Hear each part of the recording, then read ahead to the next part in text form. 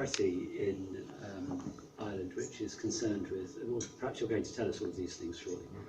It's Christian Meditation Ireland in a voluntary capacity. Thank you, yes, yes, good. So I hope we'll get to hear more about that. But the topic this evening is on using a phenomenological, hermeneutic, mystagogical methodology to explore the child's experience of meditation. And we're very much looking forward to all that you've got to say to us on this topic. Thank you. Thank you very much. Good afternoon, everybody. I really should have called the talk simply on exploring the child's experience of meditation. Would have been simpler. But I suppose the reason I called it that is that the research isn't finished. I hope to submit for my doctoral thesis in June of next year, so that I still have a lot of work to do on the analysis. And therefore, in preparing a paper, which I was asked to do by my supervisor at one stage, and then I contacted Chris to see would he be interested. Bernadette Flanagan had thought that Chris might be interested in a topic like this. So the focus of the talk is as much on the methodology, more so on the methodology than findings, but I'll talk a little bit about what I've discovered so far. I'm a mature doctoral research student, and you can go to the next slide, Chris, if you like. I see a lovely picture of me there, as if it wasn't enough having me here. And I'm exploring. That was taken at a photographic. Both Chris and I, it turns out, are interested in photography. And I'm a member of a camera club, and I had to pose one night while people were taking portraits, so I just tried all kinds of poses. That's where that came from. But my interest, so I'm exploring the child's experience of meditation in a particular context, in the context of the whole school practice of meditation. We'll talk a little bit more about that. And I'll probably just mention things from time to time that you'll want to ask me about afterwards. You know, I'll try to move along as quickly as I can and not spend too long on any one detail. So my interest in this research arises from my own professional and personal life experience. I spent 40 years in the education sector, and I'd like to stress that I took early retirement. I started teaching at the age of 19. But I was a teacher and principal, and eventually I spent the last 10 years as an advisor to the Presentation Sisters, working in what they called their education office, supporting primary and secondary schools in what it meant to be a Catholic school, and specifically what it meant to be a presentation Catholic school. And I'm a committed meditator myself of 12 years standing. And I became aware as I approached retirement that the World Community for Christian Meditation, which is based here in London and led by Father Lawrence Freeman, formerly it was led by John Mayne until his death, and they had started a project. It began, I think, in Australia, and then they rolled it out in England, introducing the practice of Christian meditation into primary schools, Anglican and Catholic primary schools here in England. And I became, as I approached retirement, I realised I would have the time and the energy to become involved in something like that, and I felt called to do so. And once I felt called to do so, I felt obliged almost then to begin to engage in some kind of research. I didn't want to spend 10 or 12 years doing something that might not turn out to be particularly beneficial at the end. So I wanted to combine both of those things. So having started 3 years ago, the practice is now up and running in about 110 primary schools all across Ireland. There's a map on our website, christianmeditation.ie, which shows where they are located. And that's about 25,000 children. And effectively that means that the school, if it joins the project, agrees that at least once a week, in most cases twice, sometimes more, everything stops in the school. And every child in every class meditates for a period. They say children can meditate for a minute per year of their age, so that as the school gets used to the practice, they extend the time at which the senior classes meditate to perhaps 10 or 12 minutes. So I continue to coordinate that project and lead that project at the same time as I'm carrying out this research, and I'll come back to that in a moment. On a more personal level, a particular turning point for me in my own life was when I really began to appropriate that expression of Teilhard de Chardin, that we think of ourselves as human beings on a spiritual journey, when in fact we are spiritual beings on a human journey. Very simple expression, but very deep. And I think I read that years ago and it made very little impression on me. And at some stage, about 15 years ago, that began to sink quite deeply for me. And I began to appropriate that and began to understand, from my perspective, my faith, very definitely, that I am a spiritual being on a human journey rather than the other way around. And that influences my perspective on this project as well. The wisdom traditions of the major world religions do suggest that meditation has important fruits for adults and for children alike. And I wanted to put that contention to the test as far as the children are concerned, and through a literature review to discover what evidence could be adduced from the Christian contemplative traditions and the other contemplative traditions to support that assertion, and to discern whether the practice carries meaning for children in the context of a whole school practice. And I'm conscious that our postmodern society tends very strongly to slight our experience of the divine. How are you? Very welcome. And that in particular in recent years in Ireland, where problems have arisen with the institution of the church and abuse and so on, and where an awful lot of adults, and I think young children, have pulled away from the church, I was interested in the capacity of a practice like this to somehow steady the ship a little bit and provide an opportunity for personal experience for children. I am conscious, of course, that my background in leading the project is a potential source of bias or prejudice as part of this research. I'm deeply conscious of the potential conflict of interest that my role as national coordinator leading the project in Ireland brings to this study. But I think as well that while it's clear that bias or hindrance can arise or can be an object or a hindrance to objectivity, at the same time it can work the other way. And Gadamer suggests that it can work the other way. He presents a positive view of prejudices in his approach to hermeneutics. He notes that while we all bring our own presuppositions and our horizons to bear on any text, which may limit our capacity to remain fully open to potential interpretations of the text, these prejudices should not be understood as merely being negative or as necessarily limiting understanding. So while they sometimes can distort our way of seeing and understanding, they can also be productive and may actually promote better understanding. In other words, as our own prejudices become apparent to us, they can also become the focus of deepening questioning in its own turn. So if you hit the next slide there, Chris, please. Adults who engage in the practice of Christian meditation believe that it deepens their inner lives, leads to increased self-awareness, and transforms how they live and move and have their being. And the contemplative traditions, I think, of all the major world religions would share that understanding of the benefits of the practice. Much of the literature on Christian meditation distinguishes between the benefits, physical and psychological and emotional and so on, and the fruits. At least I like to make that distinction quite clearly myself, between the benefits that flow from the practice, even of secular mindfulness, and those that flow, that you might call fruits or spiritual fruits of meditation. The physical and psychological benefits have been explored a great deal in research, mostly through quantitative research, so that you can go online and you can Google the benefits of mindfulness or the benefits of meditation, and you will find a huge range of studies that have been done over the last 25 years. Very, very scientific studies, quantitative studies mostly, that will verify the benefits of the practice of mindfulness and meditation. But I've uncovered very little research into the child's experience of the practice, and very little that looks at it from a purely qualitative perspective. So my study sets out to discover what it means to the child to sit still and silent in meditation. And I'm trying to discover to what extent do they encounter the mysterious in that silence, and to what extent does that influence how they grow and develop? What does it mean to them?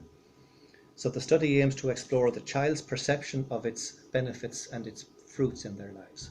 So what it means to them and how they think it has actually benefited them. So I've taken a deliberately qualitative approach, and there doesn't seem to be much out there in terms of qualitative research on it. So with the next slide, I'm just listing the aims of the study, which are to ascertain how children perceive and describe their experience of the practice, and to explore their sense of wonder and mystery in it, and to explore the child's experience of the mysterious and their awareness of the transcendent through the practice, and to discover, to the extent that I can, what for them deepens that awareness, and to ascertain the fruits of the practice from the perspective of the children and their teachers, what they say about it. And then also a little bit to reflect on the usefulness of a qualitative methodology as a means of yielding insight into those questions. And I suppose we'll be talking a little bit more about the last point tonight than the other three. In terms of the relevance and significance of the study, I think it's original in a number of respects. Firstly, it is qualitative, whereas most of the research that I have come across so far has been quantitative. Commenting on the relationship between the language of science and religion, Maggie Ross, who is an Anglican hermit, I suppose is the word, she notes that science is a series of metaphors about what we can measure, while religion is a series of metaphors about what we can't measure.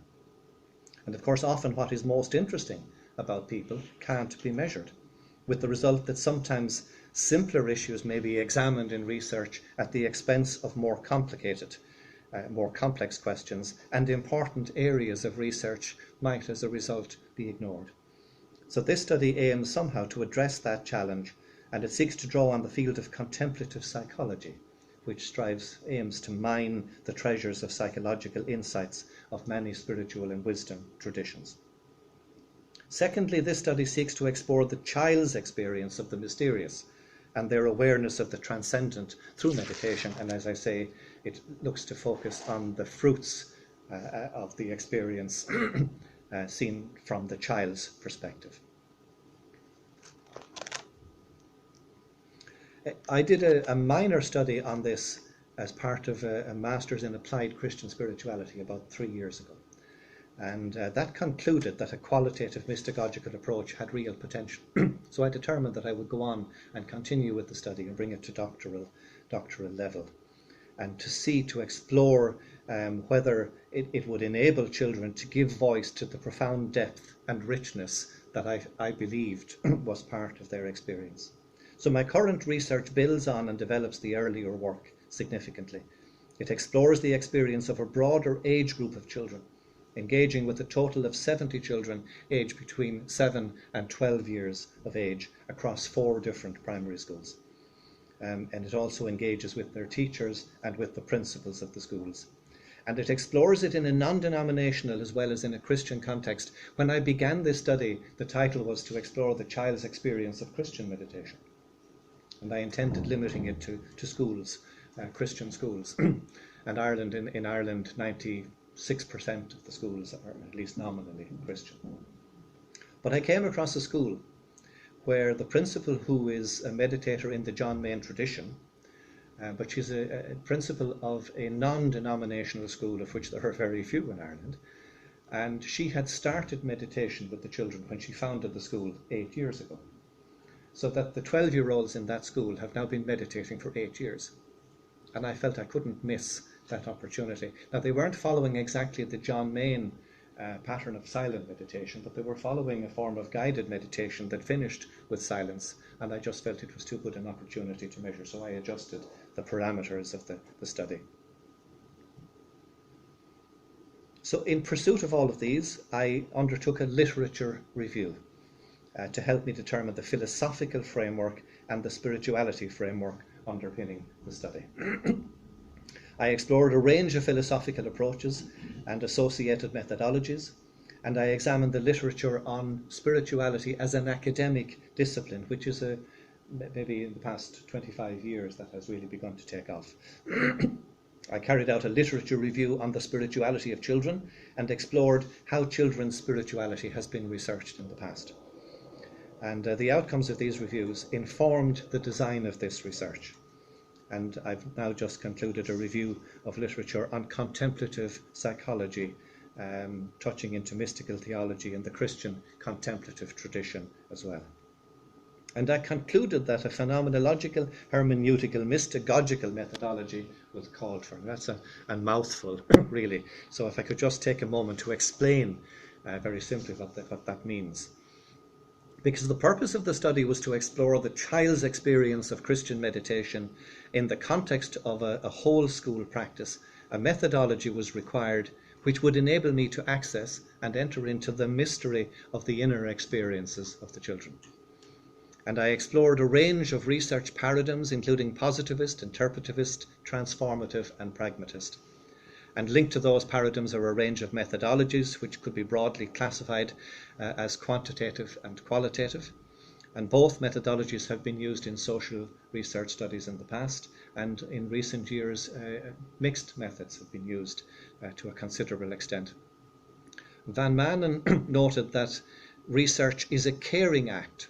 We want to know that which is most essential to being. And I felt when I read that perhaps Van Manen was going to the person whose methodology would suit me best. And following a detailed literature review, I concluded that the nature of the research into the child's experience of the practice of meditation, that it did call for an interpretive paradigm and a qualitative methodology. And of course, it's important to understand that qualitative research is an iterative process where each interrogation of the data being gathered has the capacity to throw new light on the whole process on the research project. So the data collection, data recording, ongoing data analysis, reflections, and generating new questions are part of a kind of a continuous iterative inquiry process. I reviewed a range of methodologies. I took about 3 months, in fact, to just purely look at the methodologies. And I concluded that phenomenology was most suited to the study. And then within phenomenology, which is the scientific study of the appearance of things in consciousness, and it emphasizes the world as lived by a person, it seeks to unfold meanings as they are lived. And within that area then, I looked at about 5 main phenomenological approaches, that of Mystagogical, Georgi, Van Manen, Smith, Flowers and Larkin, and Anderson. Rosemary Anderson in America has a thing called intuitive inquiry. So I spent a long time going through each of those, looking for different studies and reading the kind of studies they had done before I eventually came back and said I would go with Van Manen's phenomenological approach. And one of the reasons I did that is that his phenomenological approach is both phenomenological and hermeneutic. He believes that human science research must be phenomenological because it describes lived experience with a view to mining its meaning, and hermeneutic because it seeks to interpret the expressions and objectifications of lived experience to determine the meaning embodied in them. So, I mean, it seemed clear to me that that's what I needed to do. That was the method that I chose. Hermeneutic phenomenology is focused on subjective experience. It's an attempt to unveil the world as experienced by subjects through their life world stories. In the interpretivist paradigm, the data is seen on the one hand as soft, but on the other hand as rich and deep. So the process of phenomenological research leads to the identification of essential themes. So I'm hoping I have an idea of what some of those themes will be already. So having identified the themes, one then writes about them in phenomenologically sensitive paragraphs in a form best suited to the nature of the research question. So that the writing eventually that comes out of that needs to be strongly oriented towards the research question and to be strong and rich and deep. So it should give a very good feel for what it is like for the child who meditates. That's the aim. That's what I'm hoping to come up with.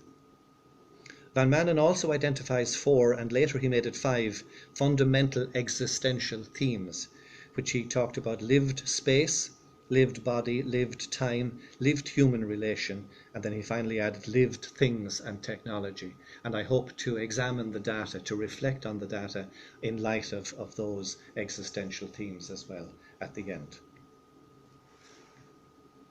A good phenomenological description can, and here I'm putting pressure on myself to produce it, can, like a well-written novel, transcend the particular circumstances they describe and open us up to the essence of the experience being described.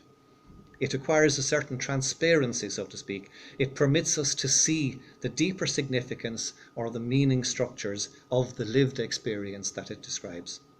So to do this, a phenomenological human sciences text must be oriented, strong, and, as I said, rich and deep in particular. Phenomenological description succeeds if it lets us see that which shines through, that which tends to hide itself. So that's the aim, is to make that somehow visible. Evocative poetry performs the same function. It can capture something vital that is beyond the capacity of prose to express. So poetic and phenomenological writing share the quality also that meaning is often better expressed through how one writes than through the words used or what one writes. Some forms of phenomenology decry interpretation, but Van Manen reminds us that Gadamer distinguished two senses of the word interpretation.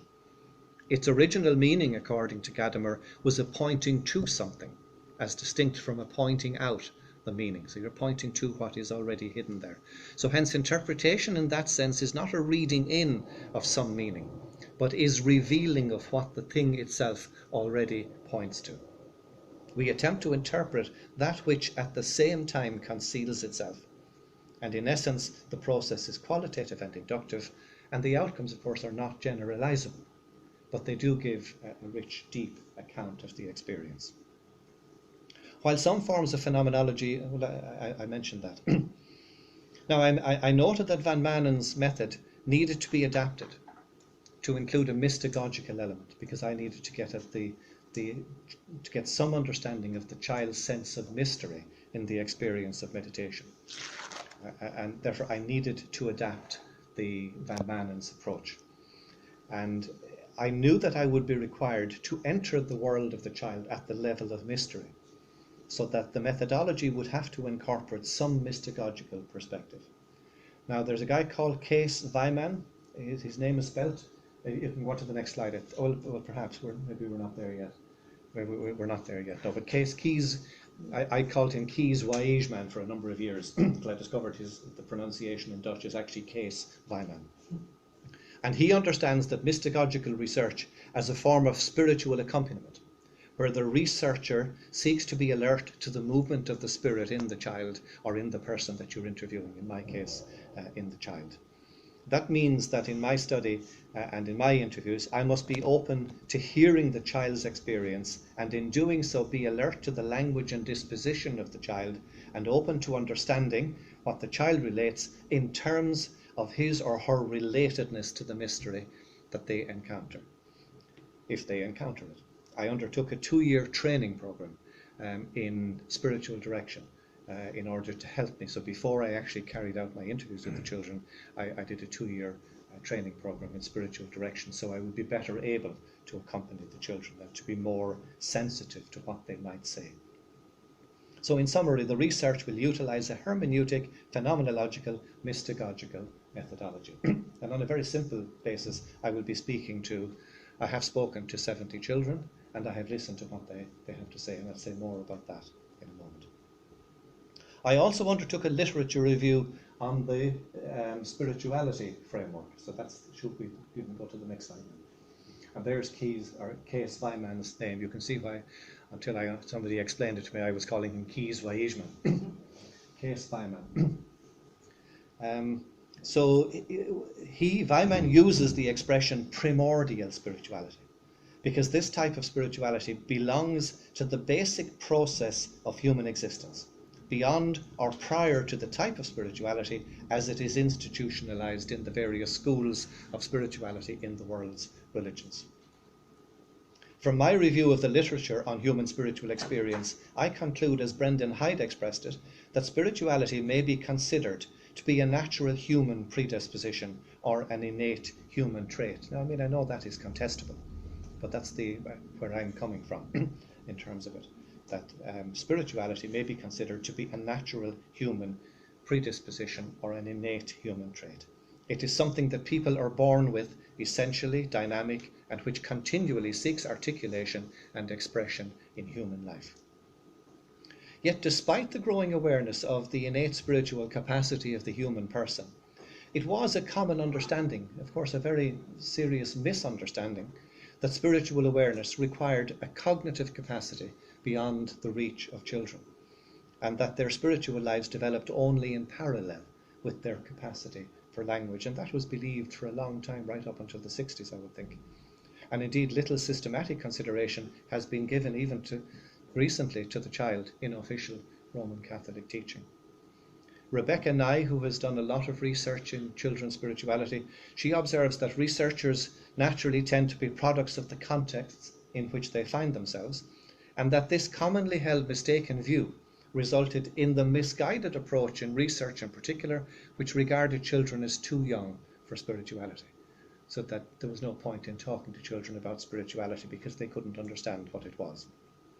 Robert Coles and Tobin Hart also researched children's spirituality, and they consider spiritual awareness as an innate, universal human attribute of children. Hart posits that spirituality lies beyond the rational and is to be found in a person's inner wisdom. And of course, there's often confusion between sometimes what is beyond the rational is taken as being non-rational, or we forget that it might be trans-rational rather than non-rational. He suggests that for a child, a worldview does not have to be carefully crafted in logic and language, but can be built from direct spiritual experience and housed in a feeling, an image, or a sense of belonging or truth. He adds, and you can hit the next slide there, Chris, please, that while children may not have the language or thinking capacity of an adult, they have the capacity to open to the deep currents of consciousness. Through that opening may come a still small voice, a pearl of insight. And the literature review that I carried out strongly supports the contention that children do have an innate capacity for spirituality, that childhood is a very fertile ground for spirituality, and that children experience spirituality as profoundly relational. Writing in 1996, Hay, Nye and Murphy said, "Our position is akin to that of Ranner. We conceive of an innate spiritual capacity in childhood, but recognise that this may focus in particular ways and take different and changing forms as the child's other capacities develop." And I believe that Karl Rahner's theological anthropology, and you can just press the key again there, Chris, according to which human persons, including children, are fundamentally oriented towards God. That's at the heart of his theological anthropology, as I understand it. And I'm not a theologian, so I hope I'm not misinterpreting that. He sees faith, I think, as arising from one's experience of the mysticism of everyday life. For Ranner, childhood is infinite openness, and embracing the mature childhood of the adult, that attitude in which we bravely and trustfully maintain an infinite openness in all circumstances, despite the experiences of life which seem to invite us at times to close ourselves. That is essential for developing an authentic religious experience.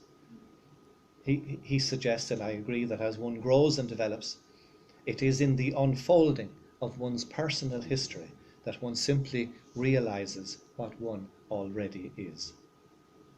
According to Mary Ann Hinsdale, the mystagogical character of theology, the idea that learning what faith means comes from within one's own existence and experience, and not merely indoctrination from outside, that is enormously important to Ranner. With respect to children, Ranner is concerned with not only what a child is in the sight of God, but how God as mystery is revealed in the experience of childhood. The experience of God is not the privilege of the individual mystic, Ranner argued, but is available to everyone. According to Ranner, childhood must take the form of trust, of openness, of expectation, of readiness to be controlled by another, of interior harmony with the unpredictable forces with which the individual finds himself or herself confronted. It must manifest itself as freedom, as receptivity, as hope which is still not disillusioned.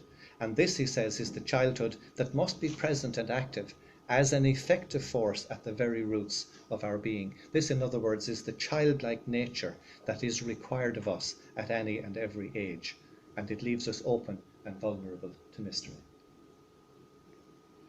So the research then explores as well definitions of spirituality for adults from key scholars in the discipline of spirituality as an academic discipline. And it looks at what others have said as well about spirituality, and it considers their application to children. Mary Froelich proposes that the formal object of the study of spirituality, in other words, the particular aspect under which it is studied, is the human spirit fully in act. Now, I think it's a nice phrase, the human spirit fully in act. In other words, the formal object is the core dimension of the person radically engaged with reality, both contingent and transcendent, and living according to their fullest potential in terms of interpersonal, communal, and mystical relationships. And I have here on this slide just 3 different definitions of spirituality. For Cees Weiman, it is the process of divine human transformation. I read Mary Froelic's one a moment ago, the human spirit fully in act. She gives a more detailed academic definition as that which guides the living and concrete person, human person, in dynamic transformation towards the fullness of life, and which calls us to live with as much authenticity as one can muster to the truth of one's own experience. And Sandra Schneiders, who's probably the foremost expert in the area of spirituality as an academic study, she says spirituality is the experience of conscious involvement in the project of life integration through self-transcendence towards the ultimate value one perceives. Of course, that ultimate value one perceives can vary enormously depending on one's own faith and commitment to a particular religious tradition. The Irish theologian Dermot Lane has a definition of faith, and in that I simply take out the word faith and put in the word spirituality, and I think it works quite well. He says that it is a love of truth, a personal dedication to truth, and a practical living out of life according to truth. An insight into the truth of God followed by a personal response to that insight which affects daily living. And I think that's much the same as Froelich and Schneiders are saying, within a Christian context. Another Irish theologian, Vincent McNamara, describes spirituality as an inner dynamism of the human, a thrust towards ever greater consciousness, towards greater aliveness to human potential, towards engagement with the true, the good, and the beautiful. Each of those definitions strives to capture in words what is in many respects ineffable, inexpressible. They speak of dynamic, conscious involvement in a process of transformation of the person's understanding of what it means to live an authentic life. They speak of a journey of discovery, of transformation, of self-realization, of self-transcendence. A transformation towards the fullness of life, which involves an awakening, we might say, to the mystery of God within and without. Awakening to an ineffable inner truth and choosing to live one's life from that perspective, to be guided by that inner truth. Thomas Merton described that inner truth as the true self, and I very much like the writings of Thomas Merton. He distinguished between what he called the false self and the true self. And for him, the discovery of the true self was an experience of finding God in which each human person transcends the superficial egoic self and rediscovers their true essence deep in the self. Handu Witt, who was a pioneer in the field of contemplative psychology, he speaks about conceptual knowledge and perceptual knowledge, which I think is hinting at the same distinction. And he asserts that contemplative practices of the wisdom traditions lead to perceptual knowledge, which cannot be described conceptually, that it arises from the practice of discriminating awareness. And of course, conceptual knowledge is associated with the left hemisphere, and perceptual knowledge is associated with the right hemisphere of the brain. And the thing about perceptual knowledge is that the concept of truth or falsehood is quite different to that with conceptual knowledge. For perceptual knowledge, it refers to the quality of awareness in our perceptual activity. And I could go into that in more detail, but I don't have sufficient time here today. And Maggie Ross, whom I mentioned earlier, she distinguishes between self-conscious mind and deep mind, which again is the same kind of a distinction between the two ways of knowing. And she stresses that self-conscious mind and deep mind have two utterly different ways of knowing.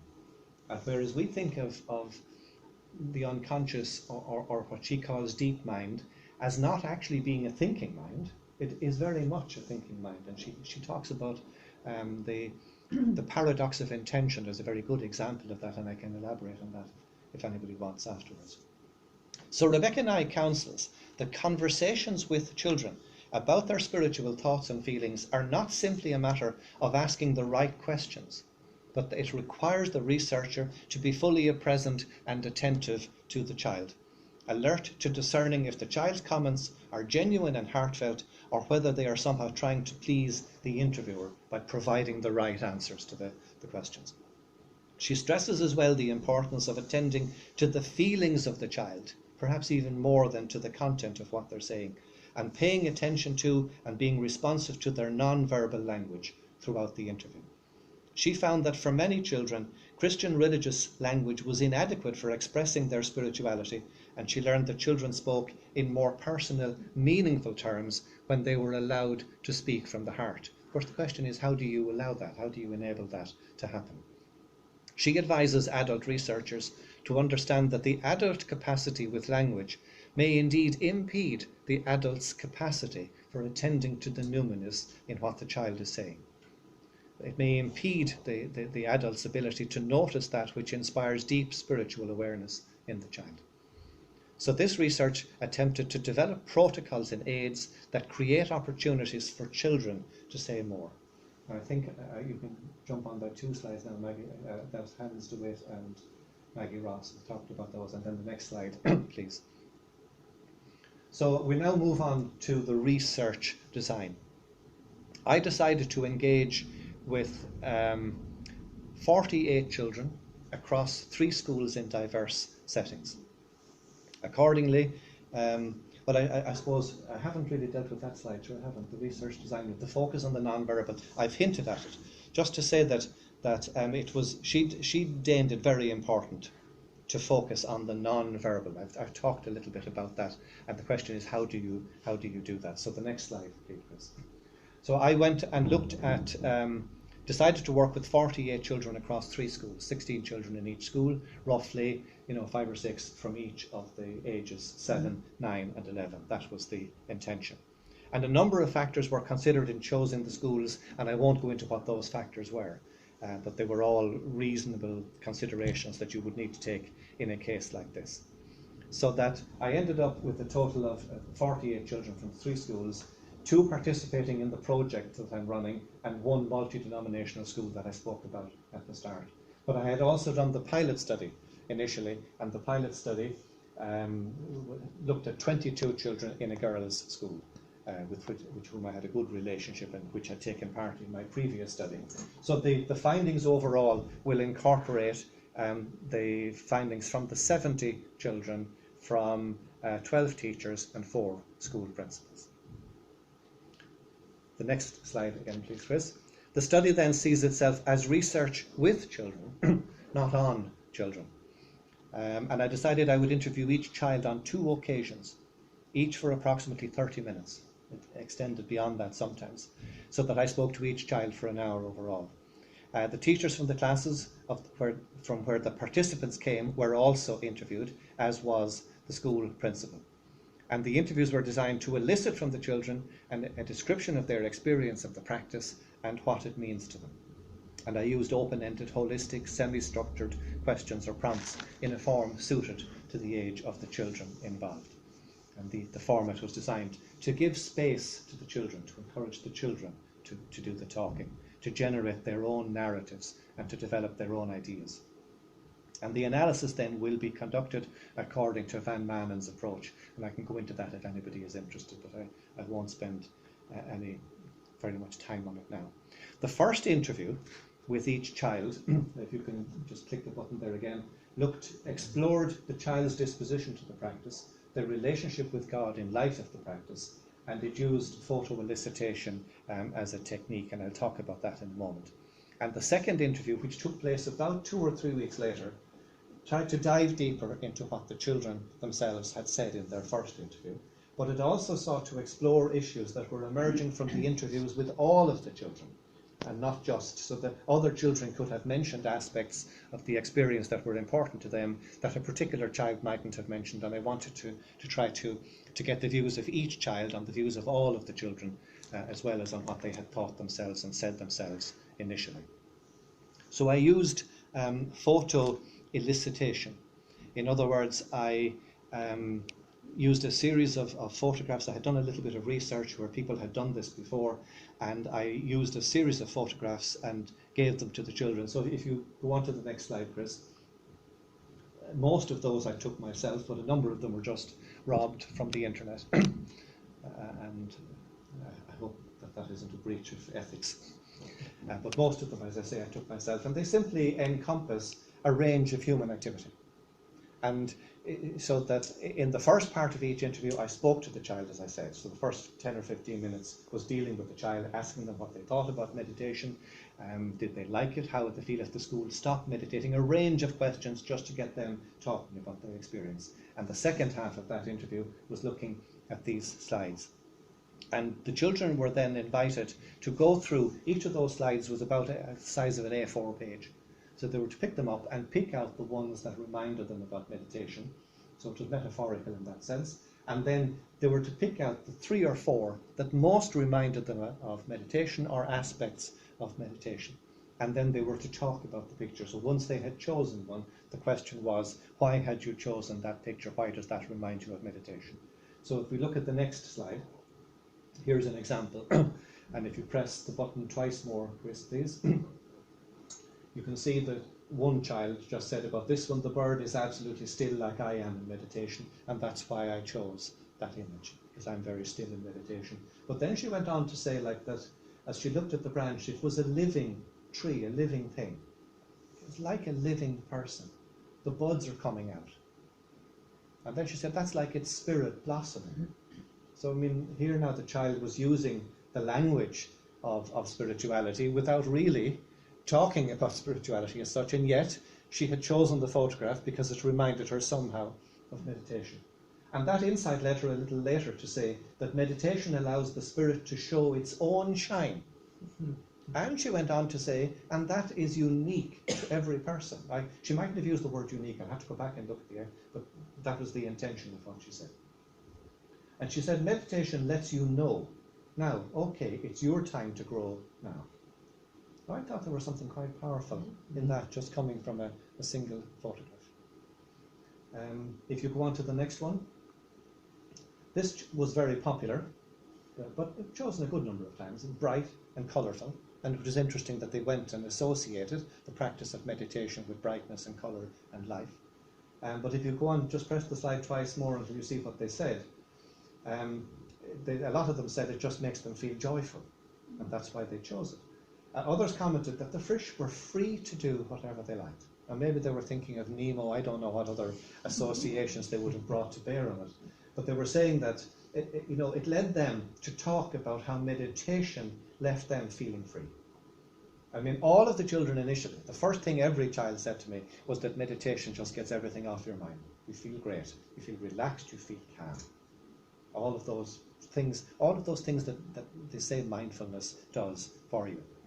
As I say, before I started speaking formally, I was speaking to some people here, and I was saying that one of the reasons I was drawn to this project is because mindfulness was taking off. And of course, with John Kabat-Zinn and mindfulness-based stress reduction, mindfulness-based cognitive therapy, it has very much entered the world of science and is accepted very much in the world of medicine and science now.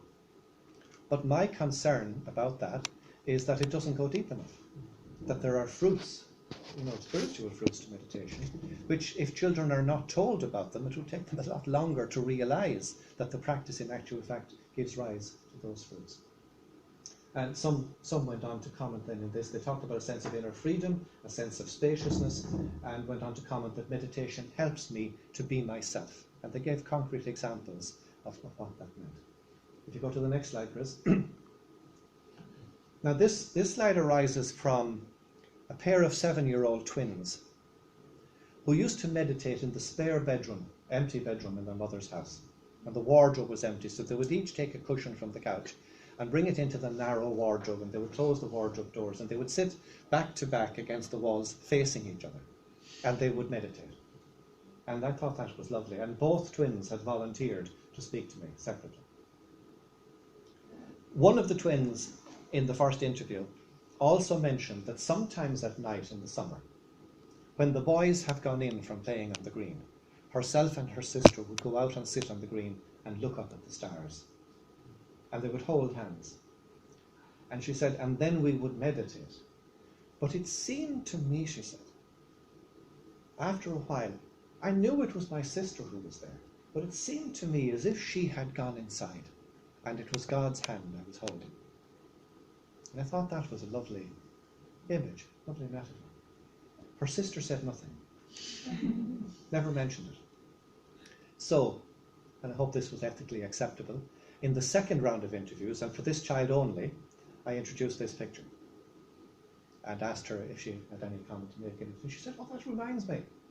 Me and my sister go out sometimes when the boys are gone in, and we look up at the stars and we close our eyes and we meditate. My sister, the dog, and me. And she said, it seems to me sometimes as if it isn't the dog who's sitting between us, but God. And I thought like it was a really interesting story because it's quite a different take on it. And yet for both of the children, there was that sense of somehow having experienced the mysterious in God's presence. Okay, if you go on, Chris. The next challenge I faced, and I've almost finished now, that's what that child said. She was 7 years old. If you go on then to the next slide, I wondered, how can I get children to talk about what other children have said? So my first attempt was really clumsy. I simply had comments like this on a page. I had it, the child didn't have it. And I had picked out things other children had said, like meditation helps me to be calm and relaxed, to get things off my mind, to get on better with others, to make better decisions, down along, moving in towards, somehow, some sense of encountering the mysterious. And I would ask the child, some children have said to me that meditation helps to be calm and relaxed. Does that make any sense to you? How do you think? And they would say, yeah, oh yeah, it does. Well, would you give that a 0 or a 3 or a 5, or where would you put it? If a 5 was, it really works for me, or a 0, it doesn't. It was a very clumsy way. They would then say, well, give it a 3. And then I would say, well, can you talk to me about that? Can you give me a particular example? If they gave it a 0, we just moved on. But it was a very clumsy method, and it just didn't seem to be working. So I kind of wondered, how am I going to make any sense of the second round of interviews to get them to comment? But I think what I did was reasonably creative in the end. So if you go on to the next slide. I came up with the comments and put them on laminated cards, colourful cards, and I wrote the comments on the cards. I picked about 30 comments. And the thing was that meditation helps me to be more aware of the goodness in others, or whatever. And they were in no particular order. They were simply in a pile of cards. And if you click to the next slide, when they were laid out, that just gives you, an idea of the range of them. You can see that they varied quite considerably, and they were in colour. I'll explain in a moment the colours. So if you go to the next slide, I found an old sock box, and I divided it in two, and I printed out the word yes, put it in one side and the word no on the other side, and on top of the box, meditation helps me too. So they simply were given the laminated cards. They flicked through them, and they decided reasonably quickly, but they could take as long as they liked. Yes, this is true for me, goes in the yes box. No, makes no sense to me, goes in the no box. And if they weren't sure, they could leave it on top of the box. And then we began always the discussion by asking about the questions that were on top of the box. Was there anything they wanted to ask me about those? That might help you to put it on one side or the other, and if not, we just left them there. And then we simply took the comments that were in the yes box, because now they were saying that these things made sense for them. And of course, the next part of the interview then was to get them to talk about the cards that they had put in and describe to me what kind of sense that made for them in their own experience. So if you go on to the next slide, this is how the cards were laid out. And now let me explain the colours.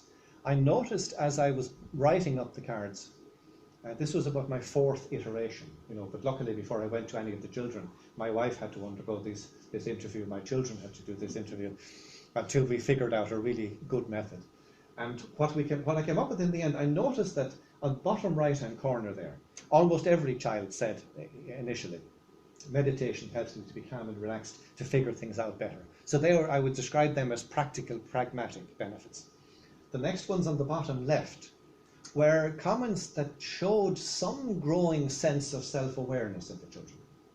Some sense that they were learning something about themselves through the practice of meditation. The comments above, I felt into a category that moved beyond self-awareness into some sense of self-transformation, that I am changed somehow because of the growing self-awareness. and the ones on the top right-hand side were somehow related to mystery or to God. And what we did was, when the child, they might have been the ones that a particular child chose. They were marked out in the colours in that way. And the reason for that was to make sure that the child went through each one of them. I didn't want, if they had picked 8 of the red ones, I didn't want to spend all the interview talking about the red ones, which was fairly clear were going to be, at the heart of it for the child anyhow. I wanted to be sure to see to what extent and what kind of examples they would give me from the other columns. And if you go on to the next slide, I think I'm almost finished now. I felt the benefits of the selection box method was that it exposed the children to what other children had said.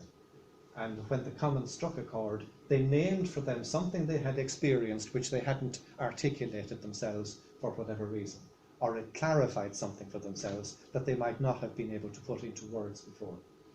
And I mean, some of those expressions, were things like meditation has been getting more aware of the goodness inside, or meditation awakens the heart. I was surprised the number of children who actually went for that, with the result that I've developed a series of posters for use in the schools, and that's what one of them says: meditation awakens the heart. It would use the children's comments. So having chosen them then, they were then able to give expression to them in their own words, and often very eloquently, for things that they hadn't actually mentioned necessarily in their own interview. And sometimes with a dawning a sense of self-realization. I remember in particular one young girl who, as she spoke about it, she had never considered that meditation had any connection with God. And when I can't remember the exact question I asked her, but as she sat in front of me, she simply said, "Oh my God, that's it. That's it." And then she spoke a little bit more, but just the penny dropped, something dropped, that she found she was able to articulate something about the mystery of what she had experienced in the practice. And I think I'm almost finished. Is there another slide? And well, this is just really to say that I found both the photo elicitation and the selection box. Now, the photo elicitation isn't new as a methodology in social science research, but I wasn't aware of it having been used in the area of spirituality before. That's not to say it wasn't, but I hadn't found any examples, and I thought it worked really well. And I thought the selection box as a methodology worked really well. And I think that both of them, but the selection box method may in actual fact be quite applicable to other areas of social science research as a way of getting children to talk about things that they may not initially have commented on, but in actual fact which were deeply meaningful for them in the end. And I think there's one final slide, but these are just some of the things that I'm now beginning I'm convinced that children have an innate spiritual capacity, and that meditation has the capacity to awaken it and to nourish it. And I hope that the research will yield rich descriptions of the child's experience. And I've no doubt that they encounter the mysterious through the practice, that they consciously relate to God, however mysteriously or vaguely named. Now, of course, I'm also keenly aware that this is not representative necessarily, and I only spoke to those. I asked a class of 30 who would like to speak to me. They went home to their parents. If they were interested, they had to get parental consent. I had to get the signed consent from the children and the parents. So I'm speaking to those children for whom it meant something. I cannot deduce from that for all children, by any manner of means, it is as deep as this. But what I am hoping to demonstrate is that for some children, it can be a really deep, meaningful spiritual experience. So I'll stop at that and throw it open to questions.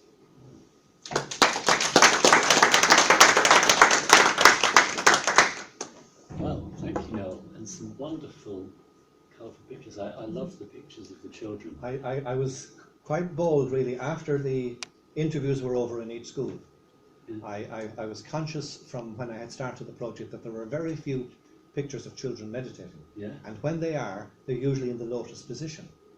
You know, they're taken in other countries. Mm. And even in the practice in England, I had managed to get some pictures from Christian Meditation England, UK, you know, they gave me some. But I really needed, so I went back and I asked the children whom I had interviewed if they would be willing to be photographed meditating. That was after the research was finished in their school. So they had complete freedom, and about half of the children in each school agreed to that. And I'm delighted with the and you can see I've taken out the name of the school and then quite identified the child. Yeah. Well, thank you. Floor is open for questions.